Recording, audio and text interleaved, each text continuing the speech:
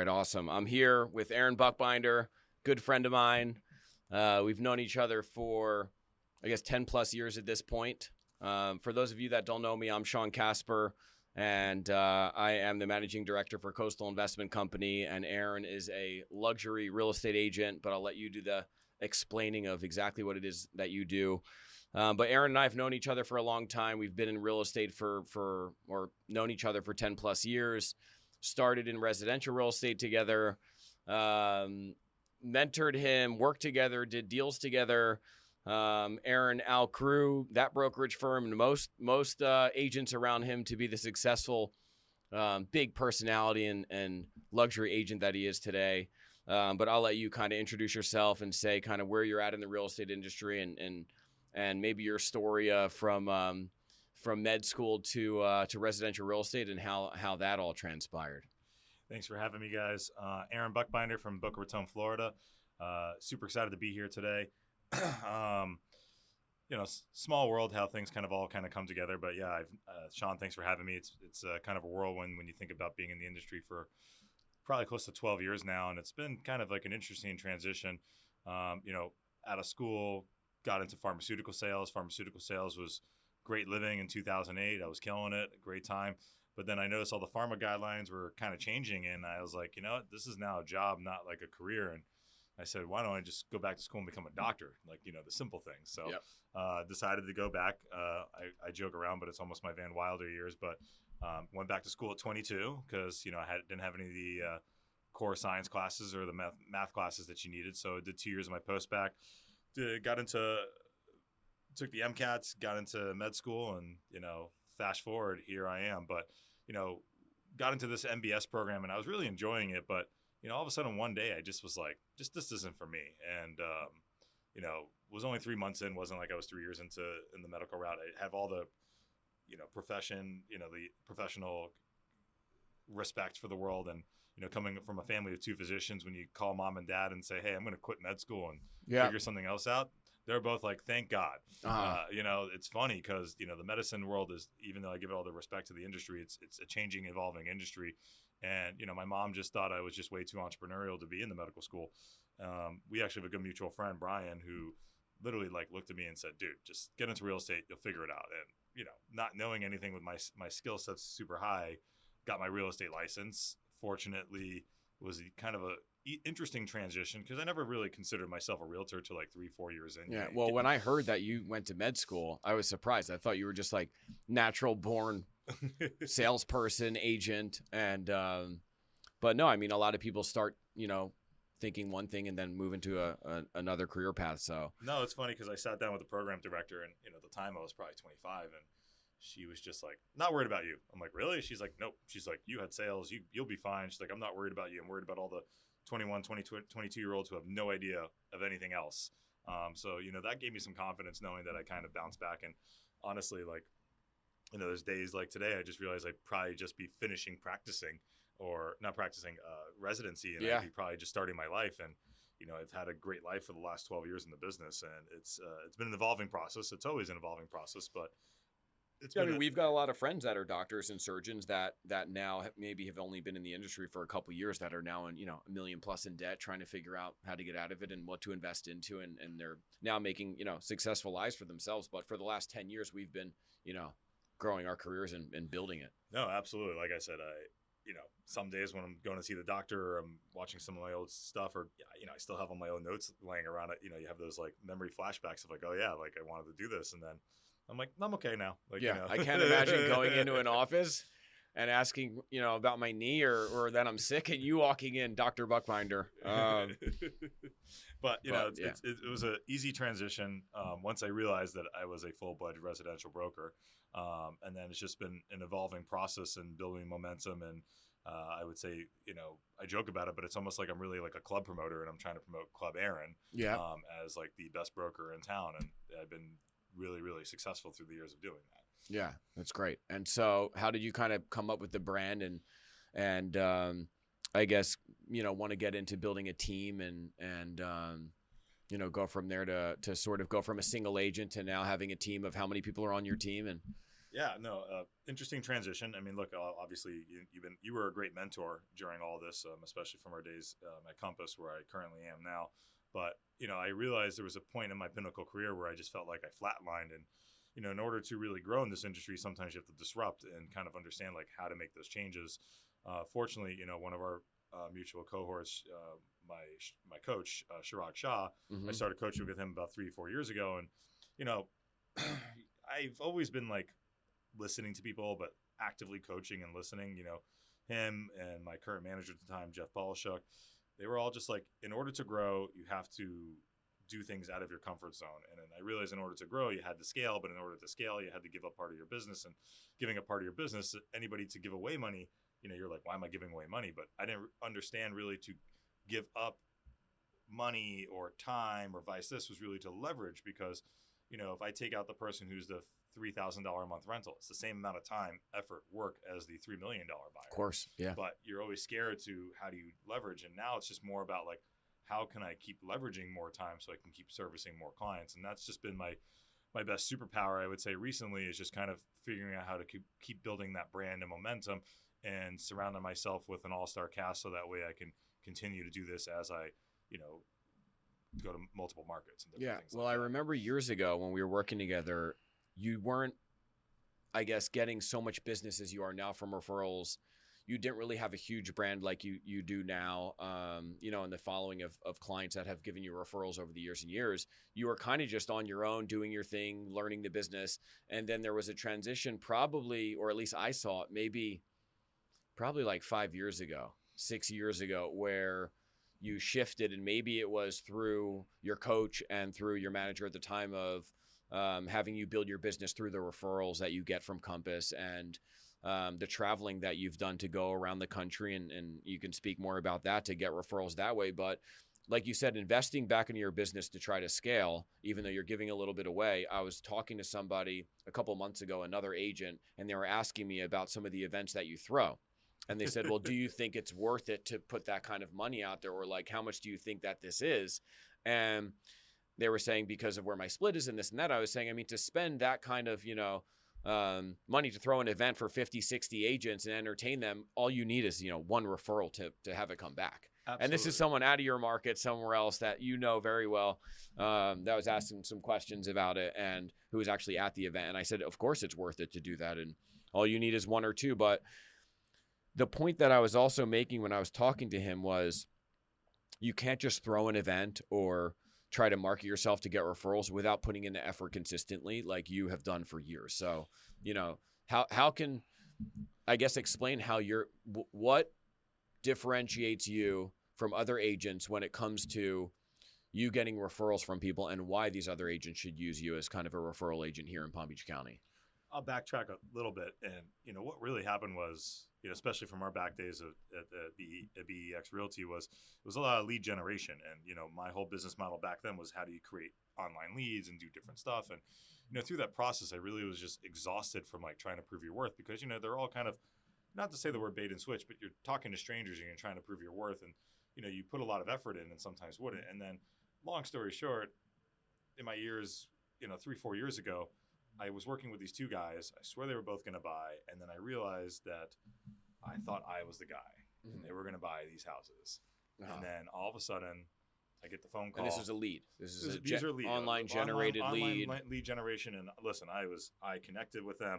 I was having the wives talking about the schools, picking them up from the hotel, dropping them off at the schools, giving them the whole rundown. And then, they give me a call once, and then they realize, I knew it was a call, because I knew they randomly stayed in Miami like one weekend, and he goes to me, Aaron, you're the guy. He goes, Boca, you're nothing but professional. I will recommend you for there. But we just randomly stayed in Miami and made a life decision, decided to buy Miami. Didn't think anything of it. About 3 months later, I'm all of a sudden on Facebook. We were Facebook, like we were close. And then I see we have a mutual friend, and he happens to be a fellow colleague at Compass. And I immediately call the agent. I'm like, how do you know so-and-so? And he goes, I sold him his house. Why? I'm like, did you sell so-and-so his house too? And he's like, yeah. I realized then I've been thinking about it wrong, and I missed out on 2 opportunities to make about $10 million referrals. So that was kind of like the mind-blowing moment of like, I'm over these online lead generation. Yeah. I need to get warm referrals, because this guy got referred to someone in Miami. And I was like, well, how come, like, it wasn't about that. Even though it wasn't my market they bought, it was like, to me, it was like something changed. And I said, I have to really figure out how to get more warm referrals. So that way I'm like, it was an exhaustion. And that was just local market. And it was a local market. And then I also learned too that I had to do a better job of realizing they're not just looking in South Florida. I think most people, when they come to Florida, and this is where my mind started thinking about the referral network, we all get the phone call as a broker. Hey, I want to go look at this neighborhood, or I want to go look at this neighborhood. And our mind immediately thinks, all right, perfect. I got this buyer. They're going to buy here, here, or here. Yeah. We also forget to think it's Florida. They're also probably looking at Miami. They're Naples. It could be any. Yeah. Exactly. And that was where my head really started spinning. And I said, all right, I got to throw everything out against the wall and see what sticks. And, my local manager at the time, Susie, I sat down with her and I said, I'm going to start a regional tour. I got to get my face on the map. But before I did that, I also realized, look, it's the marketing business we're in. As much as we're in the real estate business, it's the people business, it's the marketing business. So I realized I kind of had to build my brand up. So I right then and there, I said, all right, I got to build a website, because if I'm going to go on this tour, people are going to look me up. I got to change my branding a little bit, because everybody who's going to look at me, I have the same branding as everybody else in my office. I kind of had to change things up a little bit too. Yep. I also realized that I needed to kind of promote the group, because then I was trying to scale my operation, so I wasn't like a sole practitioner. So I started the group profile, the group thing, the group that, and I said, all right, I think I had a good base. And then from there, I was just like, all right, I'm not trying to be Mr. South Florida. You think Boca, you think Buchbinder. You think Buchbinder, you think Boca. I really just was really hyper local. Because, I don't need to be in my car driving hours and hours and hours. There's plenty of business in our small city to get enough business done. What about like Parkland or kind of like Manalapan? Or are you just right in between? I mean, listen, I'll listen to everybody and everything, but I personally feel like my bread and butter is Boca Raton, Delray Beach. I know it very well. I know Fort Lauderdale very well, because I lived there for a decade. Everything else in between, I have confidence. I know the market. It's within a reasonable part of the quality service. Parkland, 100% in the quality service zone, because I've sold a lot of properties there. But, when I go on my roadshow tours, I'm not saying, hey, I do this, this, and this. I'm strictly trying to focus on the Boca Del Rey brand, because, for me to walk up and say I sell Florida, all of Florida, anywhere in Florida, they're going to be like, well, how can you be so type specific? Manalapan and West Palm, never really been my bread and butter, because I've never put the effort into it. And there's so many other agents there I'd just rather refer the business to and just kind of keep the business going my way. So once I kind of figured that, I just got momentum, and I said, I'm just going to travel the state. And then I started realizing too that Florida is the most referred business, because if you're looking in Boca, you're probably looking at Naples, you're probably looking here. So once I really felt like I had Florida down pat, I started then going to the feeder markets, which were like New York and all the other ones. And that's just kind of how I slowly. So when was it that you started the referrals? Like 2018, when did you really start kind of traveling? And I'd say the last 4 years. It was probably 2021. Because it seemed like it happened overnight. No, it did happen. And then overnight. really, skyrocketed. When it did happen overnight. Yeah. Because listen, 2020, the world changed. That's also when I was looking at my business model of the online leads, and everything was slow and everything. And then fuel on fire kind of happened. But then I realized it's just easier to take warm referrals, because at a time when everybody's giving boom, boom, boom, boom, boom, it's like, if you know the closest person to that person who's their trusted advisor, they're going to trust you best. So that's when I really just started really, really leaning in. And ever since then, I've got rid of all the online lead generation. I just strictly solely focus on how do I build myself, my brand, and support my team while doing that. And it's been a fun ride, exhausting ride. Yeah. People joke with me that I probably am on the road more than I am at home, but that's not the. But the thing is, I have set up great systems. Well, you're also a great dad and a husband, and you're always there for the family. So when you're out, you're doing your business, and then 100%. But it wasn't like I just woke up. I sat down with my wife and said, I think this is the model. I think there's ways to kind of adapt it. There's a great cohort of mine that is a dear travel buddy when I do these things, and we kind of go, and we're completely different markets, and even with him or without him or whoever, I always find strength in numbers, because it's more product to kind of deliver. But it's been an amazing 3-year run of building the Roadshow referral network, and now it's almost like a production. But and fun stuff. It's you live, you learn, you scale and whatnot. But I realized by doing this, the more you connect with people, you want to deal with people that like yourself. You don't want to deal with the random off wall. Like, if introverts want to deal with introverts, extroverts want to deal with extroverts, the analytical guys want to deal with the analytical guys. So, I always say there's a house for every person. There's a referral for every person. And you're just trying to make those personality connections. So when that right referral opportunity comes, you give that nice warm handoff. So that way it's, right there. People call me all the time and say, oh, I need a referral partners for this. I said, well, it's not about the partner. It's about, tell me about the client. Because you got to make sure what's their need, right? Exactly. Yeah, I mean, there's a million agents, let's say in DC, but there's only one or two that might fit an agent that you would want to work with their clientele and vice versa. Yeah, exactly. And, a lot of it is just been, feel like I've been a great connector as I've been just trying to grow the brand, and, it really felt more natural to me versus the med school stuff. So that's kind of like why I fell in it. Like when I was in med school, I was just so, every day it was like, get up at 6:30, do your, you do your pre-soaps and do different stuff. And you were studying all day for classes. You get home, you were studying. It's just like, wasn't in my natural element. I was always in the end of loving to connect with people. And it's great because, every day is different. So it's, it's kind of like medicine. It's like, no two patients are the same. Mm-hmm. No two clients are the same. They have similar clienteles of things of what they want. But, also too, for me, I felt like it's dealing with probably the most personal thing in a person's life outside of medical stuff. So I felt like it's a great a way to help, shift their mentalities and different things to say, this guy has been a great help. And, to me, it's been like that giving back to the community thing. Yeah. I mean, it's one of the largest purchases they're going to make, in their entire life. People joke with me that I'm sometimes the bartender, the psychiatrist, the cab driver, or the rabbi, but, I kind of am sometimes. But yeah, I've seen you be all of those. But underneath it all, what I've noticed is although you have this big brand and you get a lot of referrals and your business is an extreme success and a big percentage of your business comes from the referrals, a lot of people that see you or they're friends with you or see you out at these events, you're shaking hands and you're fun and you're, big energy all the time. But what I think a lot of people don't see is what I see and what your clients see a lot, which is that you actually know all the communities, all the data, the ins and outs, how to do a deal, how to structure a deal, how to negotiate. Like there's a lot of people out there that are doing all of the things to build the brand and building the website and all that stuff. But then underneath that layer, the professionalism, the sophistication, the ability to look for off-market deals or things like that, like all of that comes with the business that you've built as well. So, if there's anything you want to share aside from, building the brand, just kind of the details of, your clients or the ins and outs of the business that that maybe, some clients or other agents would want to hear. No, I mean, listen, we all in the industry where there's so many of us and it's such a unique industry, but like, people always say, I'll fake it till you make it. This isn't one where you can fake it till you make it. This is an elevator pitch where you get one chance and one chance only to be as educational as you can. And I realized that, especially from my background in the medical world, like when I had to give these elevator pitches to the doctors, I had maybe 15, 20 seconds. Mm-hmm. And two things I learned: be impressionable. Because if you can't leave an impression, you're just every other drug rep who went through the door. So, I learned how to have like value of an entrance or reason for rapport and just deliver the points ethically, quickly, and then just be personable around it. Because if you can, get those few points across and be memorable and be amiable to it, you're not just any other broker now. You have someone that they have a relationship with. You come off knowledgeable and you have reputation. Yeah, you got to be approachable, educated.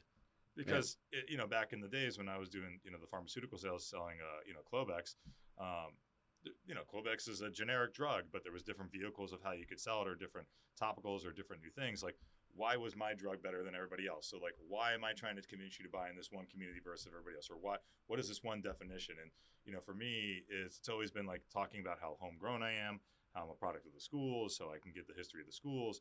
I can tell about the history, the before, the after, and where I think things going. Which is, most of my clients are extremely appreciative. People always look to me, it's like, well, what do you think? And I say, I say to them like, well, you're going to be my neighbor. I'm going to see you in the school or I'm going to see you somewhere. I have to tell you the truth because I don't just want to sell you this house. I'm going to see you somewhere and I don't want to be this guy that you're calling out. I can't believe this guy sold me this and you house. want to get referrals over time from them. Exactly. But you want it to be a good transaction and I want people to be like, why should I buy here? And I'll be like, yeah, you want to be here because you're right next to this supermarket because it's 2 minutes from here. The daycare is right here, vice versa. I couldn't go to Palm Beach and off 4th Ave and you'd be like, well, why should I buy here? Be like, well, outside the shopping of none of the shops I know, I have no idea where the deli is. Or the schools. Yeah. Exactly. And, most people treat it as like, well, I can do the research and tell you this, and this. Like, no, there's so many agents that try to sell all over, but being hyper-focused like you've done has definitely led to the success. No, and I think that's part of it. Like, I think people just like, trust me because like I'm so like organic. I tell it how it is. Sometimes I'm too truthful, but there's nothing about being too truthful. I just, I'm just saying my true thoughts and opinion. But listen, there's a home for every person, and I tell everybody every time, I can talk you into the home, I can talk to you out of the home, but I can just give you the data. I can give you my reasoning of why I like or don't like, but at the end of the day, it's like you're the one buying it, not me. But I'll man the grill the first time you do a party, or I'll bring the first case of beer. So I always want them to be happy.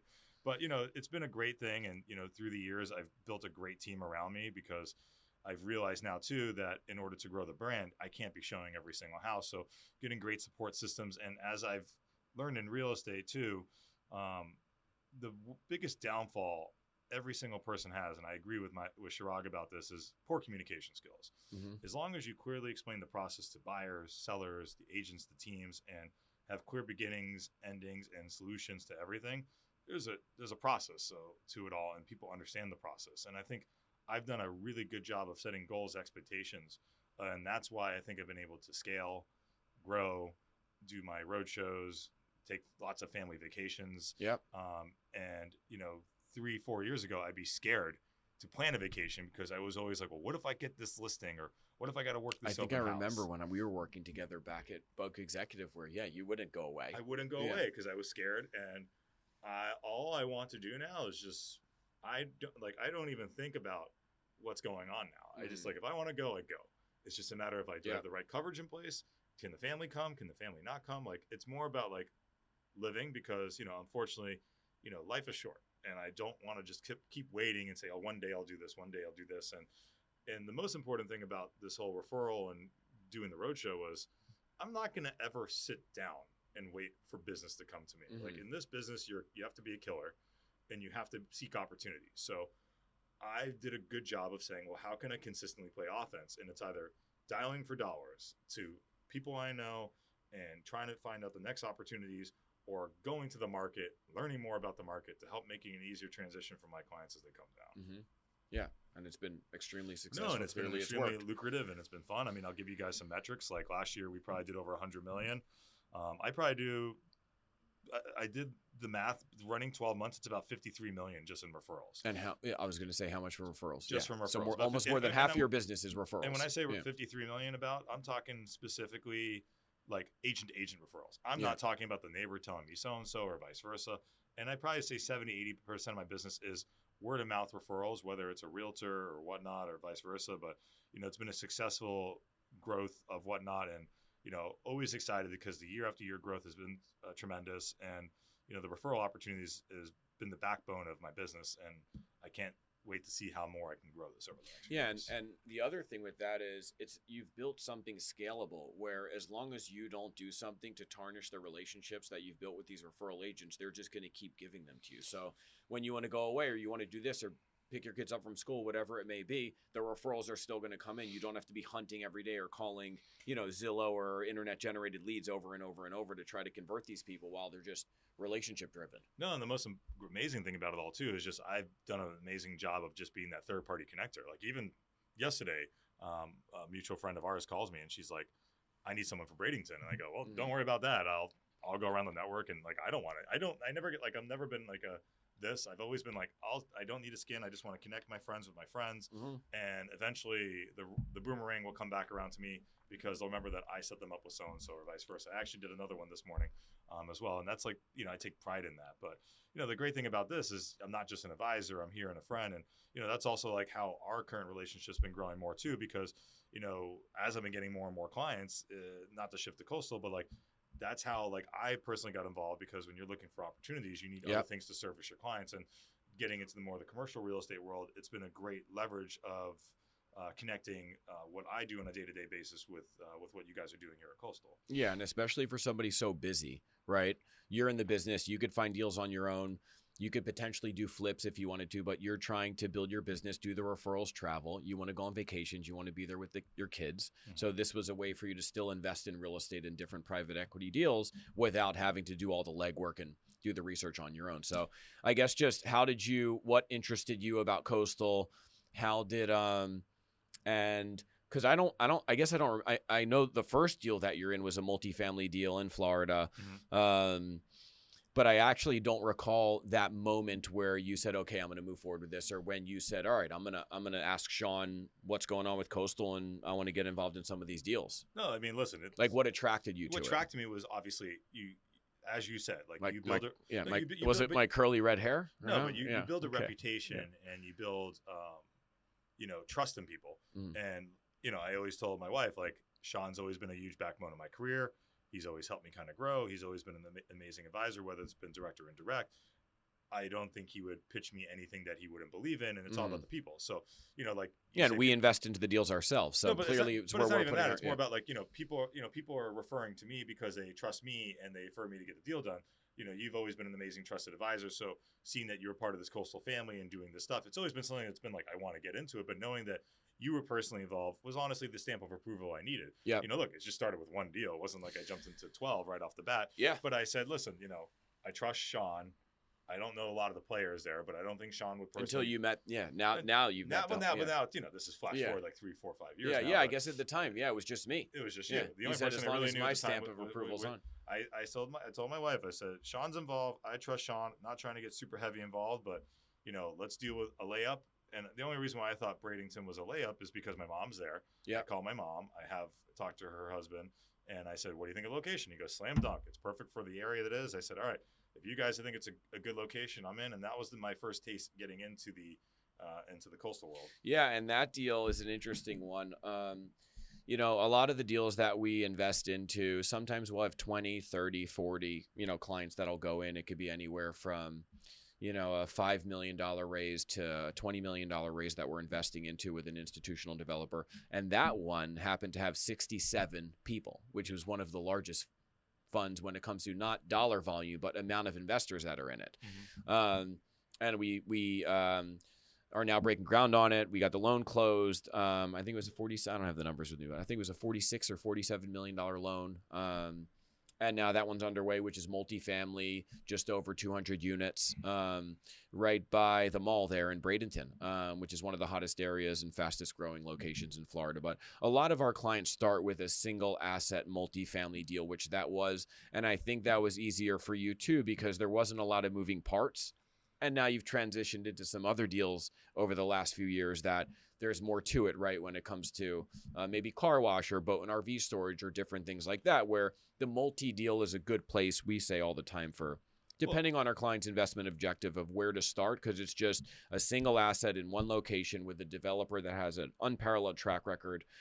It's an easy in versus buying a duplex or a quad, where people say, oh, I want to go buy a duplex, but then meanwhile, let's say we say this all the time, they're a doctor, they have 3 kids, they want to buy a duplex and manage it and deal with tenants and have to fix things up when they're not going to have much time, and will need a property manager, which then eats into the yields, right? It eats into your returns. So we're doing our best to get the word out there and educate people about alternative real estate investments and private equity, and that it's not just this. When people hear private equity, they think like, it's too big for me, or it's behind like a curtain, like I don't really know about it enough to do it. When we're trying to educate people that it is easier than you think, and you don't need to be, an ultra high net worth individual, even though we have a lot of them that invest with us, for $100,000 or $200,000, people get into our deals and can start small and go from there.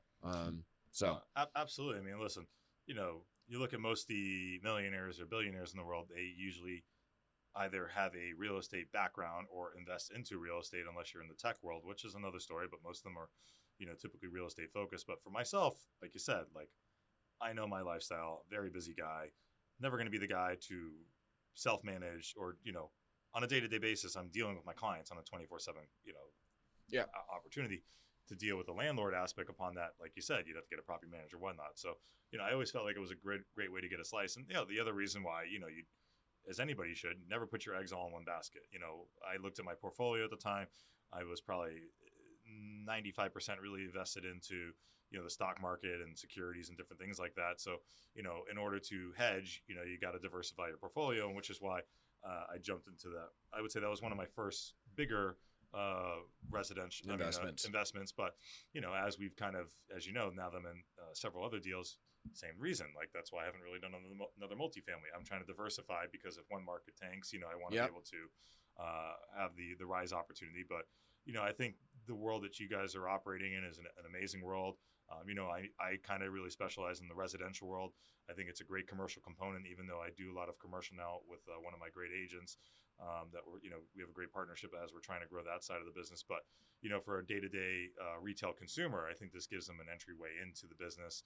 And how many times people call me and want the Airbnb, and I say, listen, there's better ways to invest your money. And this has been a great partnership, I would say, to pass it off. Yeah. And speaking of the Airbnbs, I love Airbnbs. I think they're great. We stay in them every once in a while.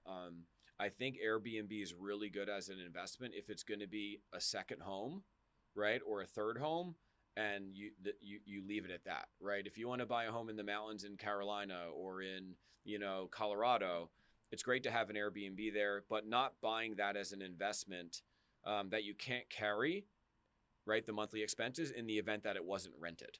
An investment strategy of buying multiple Airbnbs just isn't what it was back in COVID when there was a whole feeding frenzy over it.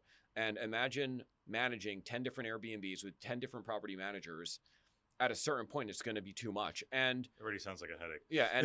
And the interesting thing that I realized when I was actually running the numbers, looking at it was, let's say you want 3 or 4 properties and you feel good because you bought 3 or 4 properties, you're going to get some passive income from it.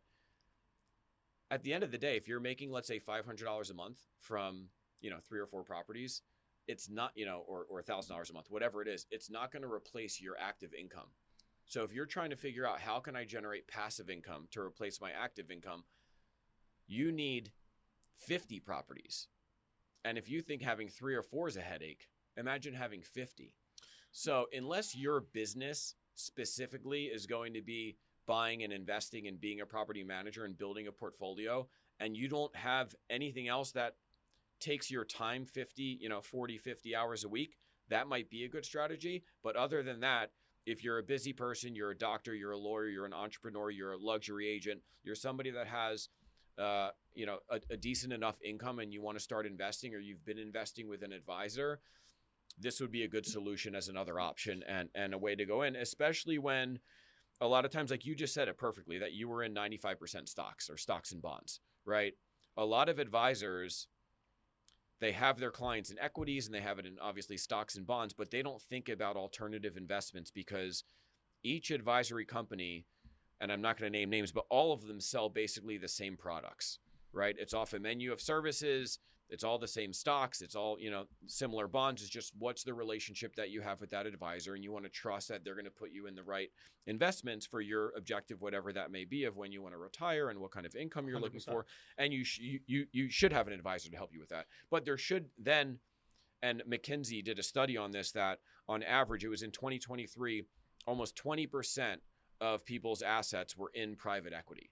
So if your money's with an advisor and it's all there, or it's in, life insurance, stocks and bonds with that advisor, you should start to scratch your head a little bit and think about, well, why aren't I being advised of other options, whether it's alternative investments, private equity, right? 100%. And venture capital deals. Like I trust my financial advisor to death. And, I've had a long, really long tenure with my guys, and look, they invest into them, but they're more in like REIT categories or different things like this. For me, I think what you guys are doing at Coastal gives the retail consumer an opportunity to actually work with a financial advisor, but mainly specifically in the real estate world. Because, if I called my financial advisor, I'd be like, hey, I want to do this and this. He's going to pull me into whatever theoretical fund. Yeah, it might put you in a REIT, right? Which could be 200 projects that we've built, leased, sold, then into a REIT. And then by that time, the returns get sort of, I think what you guys are doing in the private equity world, it gives that retail consumer the opportunity to work with a financial advisor specific towards the real estate consumer who wants to really get invested in real estate. I mean, look, some of my greatest clients of all time have all been just only invested in real estate, but like you said, they're the husband and wife who's been buying single family homes for decades and decades and doing 1031s. And, I talk to them all the time. It's exhausting. I mean, they're retired and they're still exhausted from managing this stuff. And look, all the success from there, there's no pun there intended, but like I look at myself and be like, I don't want to be dealing with that. I want to be investing into deals where I feel they're conservative or potential growth. I don't want to necessarily deal with the day-to-day, but know that I have equity into it. And God forbid there's a capital call or something else, because like, listen, you're dealing with tenants in an apartment or a house and the roof falls apart and you're the owner. coming out of your pocket. Exactly. And Yep. you know how many times I've talked to landlords and they're like, you got to blaze the roof, and they don't want to do it because they didn't plan for that. Knowing that I'm in bigger deals with other people, God forbid there's an investor call, like, you know, there's like, it's not just me who's doing it. God forbid there's more impact fees or something needs to be paid. The developer can do it, or, you know, obviously we can do it versus you having to do it yourself. 100%. There was one quick story with a deal that we had in Florida, and we were trying to get it past zoning, and the city wanted us to build a school. And even though it was only, 250 units, but they wanted us to build a school. And at the end of the day, they asked for a check, and we had to figure it out and move forward through that. And within, I remember that it was when they asked our partner, one of the developers, an institutional developer, and they said, okay, we're ready to approve you. We're ready to move forward, but this is how much the fees are going to be for you to move forward instead of building the school. And within 24 hours, it was signed, wired right to the city for the approval and what needed to be done.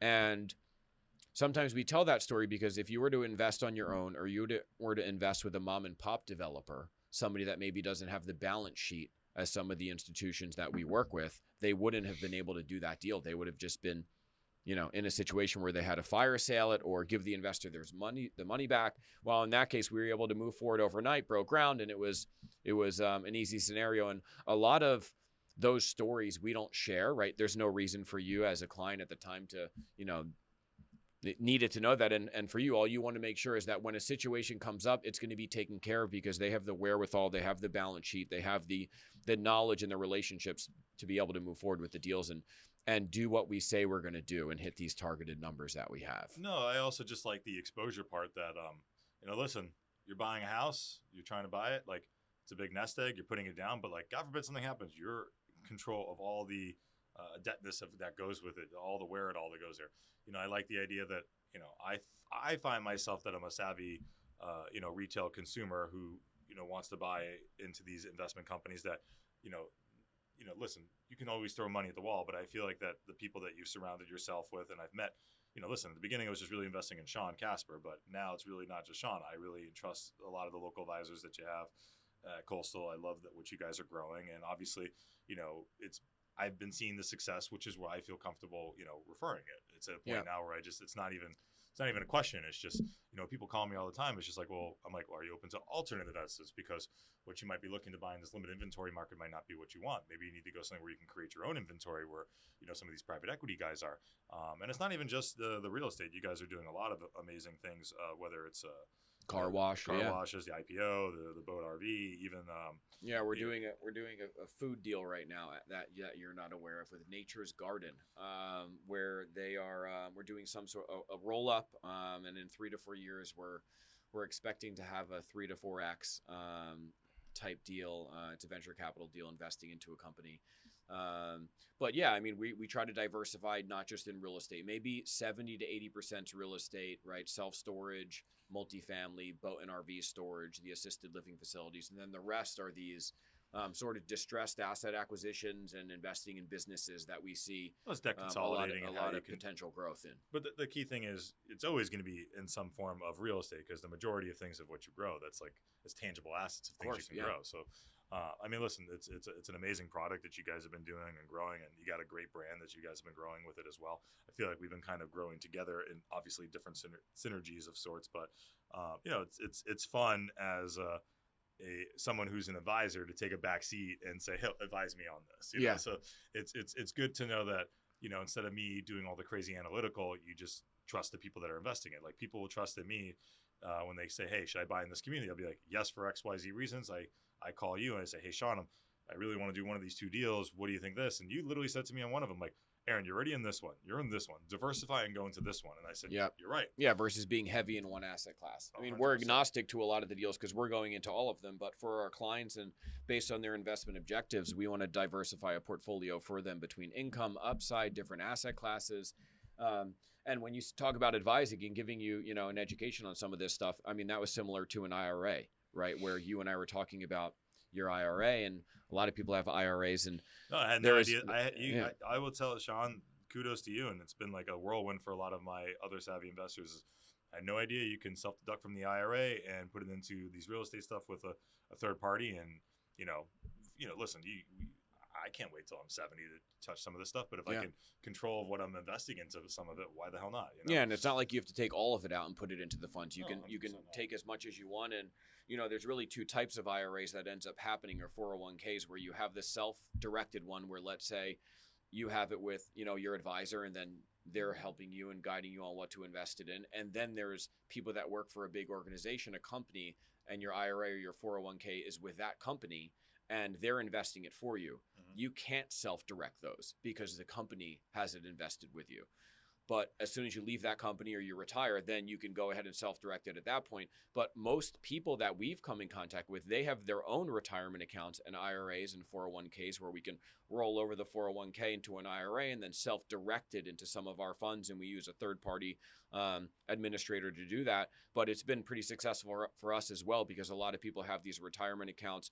They're growing at sort of maybe just above today's day and age risk-free rate of return, but they want to figure out how can I get, mid-teens or mid-20s returns by going into some private direct investments, and we've been a good solution for that. So, and even that, you guys have tax solutions and different things too. So, I think you guys are a full-fledged real estate investment advisor. Yeah, private real estate investment firm. Yeah, is what we and family office. I mean, I feel like I said, like, there you have your financial advisors, and then I feel like there's you guys in the world for the real estate world, which is great, because like I feel like to have a harmonious balance, you should be kind of equally vested in both opportunities. And as I'm trying to get more and more my personal real estate, foothold in this world. Yeah.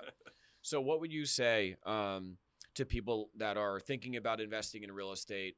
They call you and say, I'm interested in investing in real estate. I want to, I'm thinking about buying a duplex or an Airbnb. I guess, which type of client do you think would be the right fit for us? Or you're already, you talk to clients all the time about it. So I guess what triggers for you of, okay, I'm going to, I think Coastal would be a good fit for this specific person.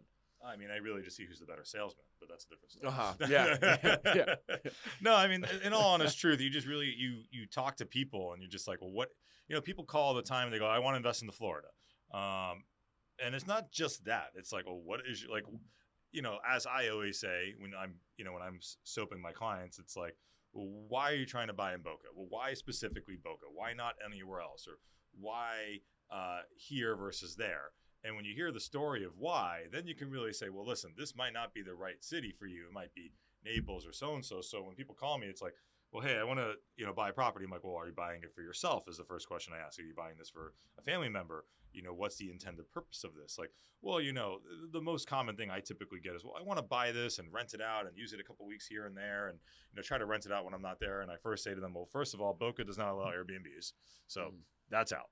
So now where do you want to be? Well, if it's not Boca, then maybe I should buy something smaller. But like, okay, well, you wanted to do investments. So talk to me about what you were looking for the investment part. And maybe that person is the one. Or, sometimes you talk to people who have 1031s and they're looking to diversify things. But, at the end of the day, it's just you just really have to connect with the consumer and just be like, well, what is the ultimate goal of what you're trying to do? And do you need this to be a long-term thing? Are you looking for an in and out and vice versa?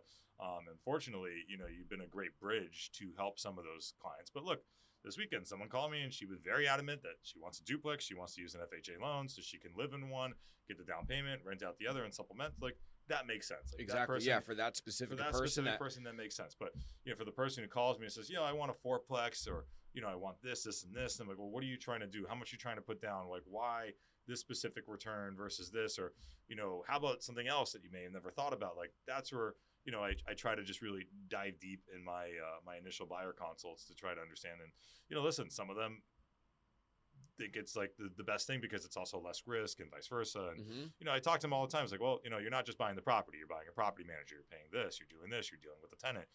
Like you said, it feeds into the profit margins. And sometimes it's there.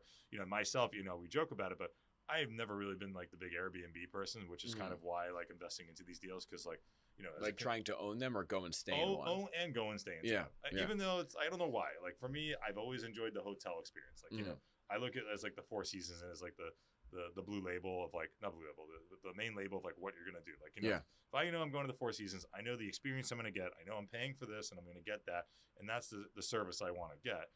I also like the idea that, it's a quality of this, you stay in an Airbnb, you're basing it on a random review. You don't really know here, and here. So, I'd rather invest into, deals that I think have quality return, quality people investing into it, and get out. Like, and where you see transparent track records of what's happened in the past. yeah, right. For me, it's like, oh, I want an Airbnb in Georgia. I'd rather just stay in the nicest hotel in Georgia if or whenever I go, but use my money to diversify in other asset classes in Georgia. That's just the way I look at I it. agree. I completely agree. So But that's just especially, yeah. So we'll come to the end. I just have one question for you. So obviously you're a successful guy, awesome man, great person. We've all experienced failures in our life and we've learned from them. So as an entrepreneur, what's one failure that maybe you've experienced, if there was one that you've learned from, that you can share with other people that are trying to be entrepreneurs and grow businesses and do what you've done, if there's one you can think of? I mean, aside from leaving med school. Listen, high risk, high reward, high stress, no stress. Like, I used to stress all the time, but then things happen in life and you just realize that there's much bigger things to worry about. I see people pacing up and down on deals. Like, I know there's deadlines. I know the things to be done. I know things have to get done in a timely manner. And listen, just because you get a deal done doesn't mean it's going to close. Like, I have a deal this weekend where the buyer's just having buyer's remorse. At the end of the day, I did the best job as I could as advisor. If I didn't advise, they wouldn't do it. The problem is sometimes people get in their own heads and, walk away from deals. But I can't do anything outside of doing my job and getting them there. If the buyer decides they don't want to stay in a deal anymore, that's their own decision. They're a grown adult. They obviously made a calculated decision of why to get into it and the repercussions that are coming out of it. Mm-hmm. So to sit around and freak out if that happens, there's nothing I can do about it. Yeah. But listen, there's been times where, you've seen the highs and the lows of this business. And, I just really, when you look at those 20 days of the early stages of COVID and you had no idea what was going to happen to this industry. And I thought about how much panicking and like, what am I going to do? I realized just like, I'm not going to worry about everybody. Got to worry about myself. Yeah, and your family and what you're doing, and because the end of the day, I'm looking at your team. I'm looking at my family. Whether my family, obviously, first thing is my wife and my two beautiful children. Then I think about my team because they are my family to me. And it's like, well, what can I do to best protect us and put us in a better thing? But like, I'm never gonna stress all day about anything. So I tell everybody, it's just like I've had those stressful moments and I've had those sleepless nights, but there's no reason for it. You can't change the outcome. Yeah. The only thing you can do is best predict and do everything in your best power and move on. And yes, for a lot of times people are always stressed, especially when economics are there. My people, what I'm going to say is you can't put all your eggs in one basket. You can't be always reliant on one deal to pay. You can't say like, oh my God, I got this closing here. And yeah, I got three deals coming up. You need 10 because, a handful of them may not work out. And listen, that's why I always tell people like being a residential real estate broker, it's not a glorious path. Once you get to a specific trend, but like, it's this evolving up and down roller coaster. If you need that consistent pay grade, then this isn't the industry for you. But there's not many industries where you can get 6 figures overnight. There's not many industries where you can make 7 figures in a year, just for doing a handful of deals. Where you can increase your business 300x in a year, 100%. And potentially go down 100x the next year. It happens. Yeah. But you know what? We all signed up for it, and you can't bitch and moan about the reality of it. Like, look, it's an election year this year. It's one of those funky years. Yeah. But you have this NAR settlement now where it'll, a lot of people will probably leave the industry. Yeah, 100%. I think it's going to weed a lot of people out. But at the end of the day, it's like, if you freak out about it, it's going to do nothing. The NAR settlement actually might be the best thing for us as South Florida brokers because now the bartender is no longer going to do it. The nanny's no longer going to do it. Everybody and their mother and their cousin's a broker down here. But now, you're going to work with that third party person when you have to deal with a specific market. I actually think it's going to thin the market out. I think people are going to look more hyper local than ever to work with their trusted advisors. And look, for those in the industry, like it's a tough time to get in, but you know what you're getting into. It's not out of nowhere.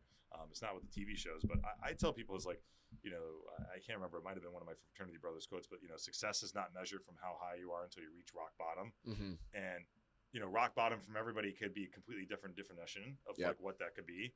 But you got to get to the top, and when you get to the top, it's sometimes lonely at the top. So that's why I kind of also created the team to build culture and fun to keep the momentum going. So yeah, and I've definitely seen, I feel like over the years, what you're saying, where of the not stressing.